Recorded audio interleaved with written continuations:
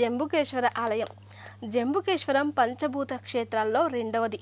జంబుకేశ్వరం తమిళనాడు రాష్ట్రంలోని తిరుచి పట్టణానికి 11 కిలోమీటర్ల దూరంలో ఉంది. జంబుకేశ్వరానికి తిమేవాకై, తిరువనైకావల్ అనే పేర్లు కూడా ఉన్నాయి. వీటి అర్థం ప్రకారం ఇక్కడ ఏనుగుల చేత పూజలందుకున్న క్షేత్రమని అర్థం. పూర్వం ఇక్కడ అధికంగా జంబు వృక్షాలు ఉండడం వల్ల దీనికి జంబుకేశ్వరం అని పేరు వచ్చింది. జంబు వృక్షాలంటే తెల్ల నేరేడు వృక్షాలు. జంబుకేశ్వర ఆలయం తిరువనాకావలై భారతదేశంలోని తమిళనాడు రాష్ట్రంలోని తిరుచిరాపల్లి జిల్లాలో ఉన్న శివాలయం. ఇది మహాభూత లేదా 5 అంశాలకు ప్రాతినిధ్యం వహించే తమిళనాడులోని 5 ప్రధాన శివాలయాల్లో ఒకటి. ఈ ఆలయం తమిళంలో నీటి మూలకాన్ని లేదా నీరను సూచిస్తుంది. జంబుకేశ్వరుని గర్భగుడిలో భూగర్భ ప్రవాహం ఉంది.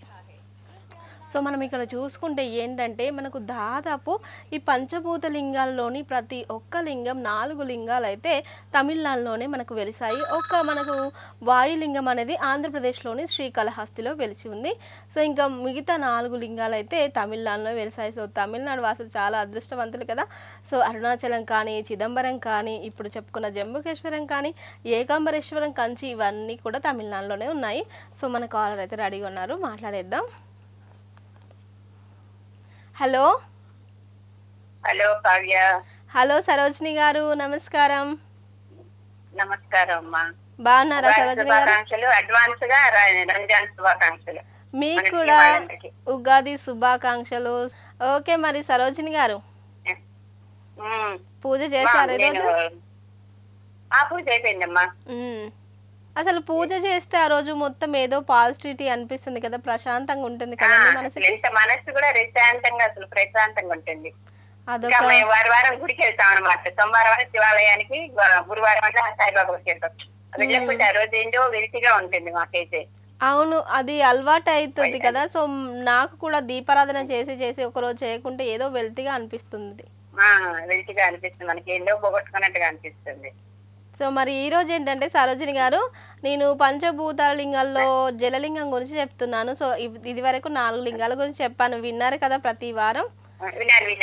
సో ఈ రోజు కూడా జలలింగం జంబుకేశ్వరం. సో దాని స్టోరీ కూడా వినండి.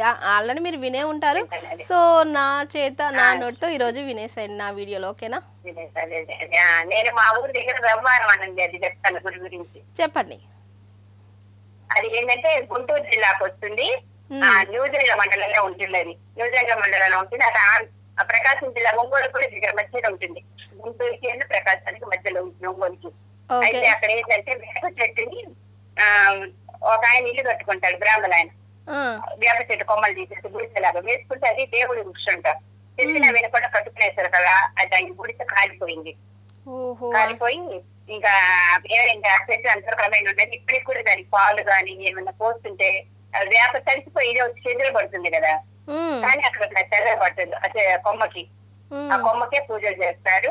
తర్వాత వచ్చేసి లింగం ఒకటి ఉంటుంది అక్కడ. ఆ లింగం ఏంటంటే తిరుగుతుంది, మనకి శ్రీశైలంలో తిరుగుతుంది శివుడు. అట్లా లింగం తిరుగుతుంది. మనం ఏదైనా పని అనుకుంటే ఎక్కువ వచ్చేసి సంతానానికి బాగుంటుంది. సంతాన గోపాలేశ్వరుడు అని చెప్పేసి లింగం తెచ్చి ఉంటుంది. అది తిప్పుతారు. తిప్పేసరి కల్లా అదంతా తిరిగింది అనుకో మన పని అవుతుంది, తిరగలేదనుకో అవ్వదనమాట. మరి సరోజిని గారు, సో ఇది ఎన్ని సంవత్సరాల నుంచి ఉంటుందండి? 300 సంవత్సరాల కిందమ్మా, 300 సంవత్సరాల కిందది. 300 సంవత్సరాల కిందది. సో ఆ కొమ్మ ఇంకా అలాగే ఉంది? ఇప్పటికీ అలాగే ఉంది. ఆ కొమ్మ చెదలు పట్టడం కానీ పాడవటం కానీ ఏమీ లేదనమాట. మాఘమాస పౌర్ణానికి తిరణాలు జరుగుతాయి అక్కడ. మాఘమాస పౌర్ణానికి తిరణాలు జరుగుతాయి. శుద్ధ పౌర్ణానికి తిరణాలు జరుగుతాయి. నేను 3 times పోయి వచ్చాను. ఆ దేవాలయ అర్చన ఇది ఉంటాడు కదా, దేవాదాయకర్త, ఆయన ద్వారా మేము వెళ్ళొచ్చాము 3 సార్లు. ఇప్పటికీ సోమవారాలు ఈయనున్నాడు. కాలభైరుడికి ఇదంతా అసలు మేకలది పోటు అవి బలిస్తుంటారు అనమాట అక్కడ, అనుకున్న పనులు అయిపోతే. సో అక్కడ అంటే బలులు కూడా ఇస్తారు? బలి కూడా ఇస్తారు. సోమవారం అని ఏదైనా వాళ్ళు అనుకున్న పనులు అయిపోతే ఇచ్చేసి ఇస్తుంటారు. ప్రతి వాళ్ళకి అన్నదాన సత్రం ఉంది. అన్నానికి వాళ్ళకి దిగులు ఉండదు, అన్నదాన సత్రం. అంటే అక్కడ శివలింగమే ఉందా అండి, ఇంకా ఏదైనా అమ్మవారు కూడా ఉన్నారా? అదే ఈయనన్నారు కదా గోడకొండపురవయ్య అనే వేప చెట్టు ఉంది కదా దానికే పూజిస్తారు. ఈ కాలభైరవుడు అన్నాడు. తర్వాత సంతాన గోపాలేశ్వర స్వామి ఉన్నారు, ముగ్గురున్నారు. సో మూడు ఒక దగ్గరనే ఉంటాయా టెంపుల్స్? ఒకే దగ్గర. ఇది మటుకు పైన కొండ ఎక్కాలి, కాలభైరవుడు ఇది మటుకు. మిగిలిన మటుకు కిందనే ఉంటాయి అన్నమాట ఇవి. ఇంకొకటి వచ్చేసి విజయవాడకి హైదరాబాద్ పోయి ఇట్లా అది దాని దగ్గర జూపూడి అని ఉన్నది. జూపూడి అయితే అది వచ్చేసి అది వెలిసిన ఆయన అనమాట. రాజరెడ్డి ఆయనకి కళ్ళలో కనిపించి రాజుకి వాళ్ళ చోట బాలు రూపంలో వస్తే ఆయన ఏం చేస్తాడు, రాజు కదా వాడి కింద వీళ్ళని మంత్రులని వాళ్ళని పంపిస్తాడు. వాళ్ళ కింద వాళ్ళని పంపిస్తే కాదని చెప్పేసి ఆయన మళ్ళీ కళ్ళ వచ్చి నువ్వే వచ్చి కనిపించు అని చెప్పేసి ఇది కూడా కొండ మీద వెలుస్తుంది అనమాట. ఈయన ఏమన్నా ముడుపుల స్వామి అంటారు, వెంకటేశ్వర స్వామి వెలిచాడు. ముడుపుల స్వామి అంటారు. అంటారు. దానికి ఏంటంటే మామూలు మనం క్లాస్ లో పెడతాం కదా ముడుపు రాగా దేవుడికి, ఈయన అట్లా కాకుండా పేపర్ లో పెట్టాలి. 101 రూపాయి పేపర్ లో పేపర్ లో 101 రూపాయి కట్టేసి నైట్ మన ఇంట్లో నిద్ర చేయించి పొద్దున్నే వెళ్ళేసి 7 ప్రదక్షిణాలు చేసి ఆ గుడికి ఆ ఉండిలో వేసేసేయాలి. తర్వాత మన అనుకున్న పని అయిన తర్వాత 1,101 రూపాయి ఆ పేపర్ లో కట్టి 7 ప్రదక్షిణాలు చేసి అక్కడ వేసేసేయాలి కుండీలు అనమాట. బాలు రూపంలో స్వామి రాజుకి కనిపించి గుడి కట్టించుకున్నాడు, స్వయంభూగా వెలిచాడు అనమాట. సో మరి అది ఈ గుడి కట్టి ఎన్ని సంవత్సరాలు అవుతుందండి? ఇది కూడా చాలా 300, అది కూడా చాలా ఏళ్ల క్రిందటిదేనమ్మా. ఓకే, ఇది కూడా చాలా పురాతనమైనది. పురాతనమైనది. ఇది అక్కడ కూడా ఉండటానికి వసతులు ఉన్నాయన్నమాట. అది కూడా మనం ఏదైనా ఒక రోజు ముందర పోయి ఉండటానికి గాని అట్లా అనమాట వసతులు ఉంటాయి అనమాట అక్కడ. అది ఓకే అండి సరోజిని గారు, నిజంగా చాలా చక్కటి మీరు కూడా మీకు తెలిసిన గుడి గురించి చెప్పారు. ఓకే అండి, thank you for calling Sarojini గారు. సో ఇప్పుడు నేను జంబుకేశ్వరం జలలింగం గురించి చెప్తూ ఉంటాను, వింటూ ఉండండి. ఓకేనా? వింటానమ్మా, పెట్టుకొని వింటూ ఉంటాను. ఓకే అండి, thank you for calling. Bye మరి.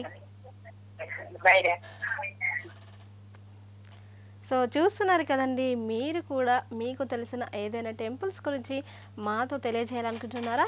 అయితే స్క్రీన్ మీద అయితే నెంబర్ కనబడుతుంది కదా, దానికైతే కాల్ చేసేసండి. కాల్ చేసి మీరు నాతో ఎంచక్క ఈరోజైతే ఫ్రైడే ఎలాగో ఇంట్లో పూజలు చేసుకుంటూ ఉంటారు. సో అలాగే ఆ ఆధ్యాత్మికతలోనే నాతోటి కూడా మీకు తెలిసిన టెంపుల్స్ గురించి చెప్పేసేయండి.